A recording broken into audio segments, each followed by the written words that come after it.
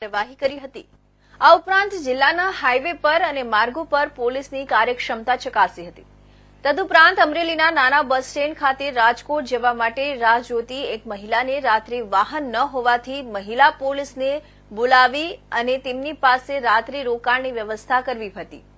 આ ઉપરાંત રાત્રે અમરેલીના જીવાપરાના ઢાળ, માર્કેટિંગ યાર્ડ, રાજકમલ ચોક, નાના બસ સ્ટેન્ડ સહિતના વિસ્તારોમાં એસપી શ્રી વલય વૈદ્ય તથા એસઓજીની ટીમ અને પોલીસ કાફલા સાથે ચેકિંગ કર્યું હતું અને પોલીસ કંટ્રોલ રૂમ સહિત વિવિધ પોઈન્ટ પર પોલીસ શું કરી રહી છે તે ચકાસી અને સૂચના તથા માર્ગદર્શન આપ્યું હતું।